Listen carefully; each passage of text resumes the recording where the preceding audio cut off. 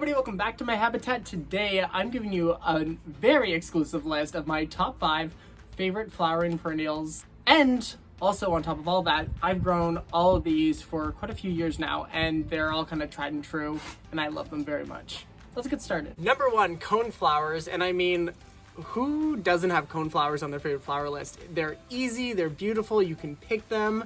It's also a medicinal plant if you're somebody who likes to have medicinal plants in your yard. Another thing I like about this plant is that it has a really broad leaf structure before you get the flowers. So before we had this beautiful show, we still had these large, beautiful leaves, deep green over here, and almost like a little bush.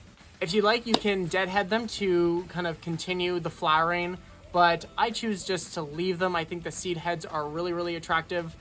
You can get them in multiple different colors, and you can also get them in quite a few heights. So you get this, which is more of a wild variety, which you do have to stake. I have a little string around these right there. You can kind of see it, but you can get other varieties like this green twister that stay rather short and more like a vase shape. But overall, it's really beautiful. Number 2, Speedwell or Veronica. You can call them both names, and no matter what you call it, they're still gorgeous. I absolutely love this plant. Not only does it provide color, you don't really have to deadhead it. I leave the kind of seed heads on, and they push up new blooms constantly all throughout the summer until frost. Now, sometimes I will go in with my pruners and just cut back some of the old ones just to really encourage blooming, but you don't really have to. I really suggest some sort of plant like a Veronica, just because it's such a different bloom structure than most of what we're showing you today, actually. It's not that classic open flower shape. There's spikes, which can add a really large textural difference in your garden.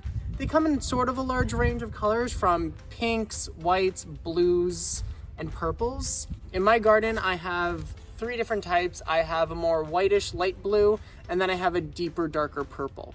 But this was my first one, and I absolutely love it. I believe it's called First Love. One last thing about Veronicas is they come in a large range of sizes. Anything from 4 to 2 feet all the way down to only about a foot tall to 8 inches spread. So really small compact plants to larger ones. Tick seeds, I absolutely love tick seed. Really, really easy plant. Now, it just, like, this isn't in its prime. We had even more flowers than this, but they just keep going. Like, this plant has the longest flowering show that I've ever seen. Just keep producing if you keep them deadheaded. The moment you stop deadheading, the moment they start to slow down. But literally a bush of yellow. They do come in other colors. This one has a really attractive red ring around the center. They're great for picking flowers. They're drought tolerant.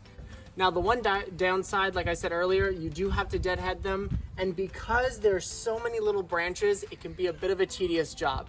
So if you're somebody who wants to take this plant and make a border or a long row of them, just be prepared that you're gonna be in there, probably on the daily, snipping back the old flowers. But you will have a beautiful and very colorful walkway.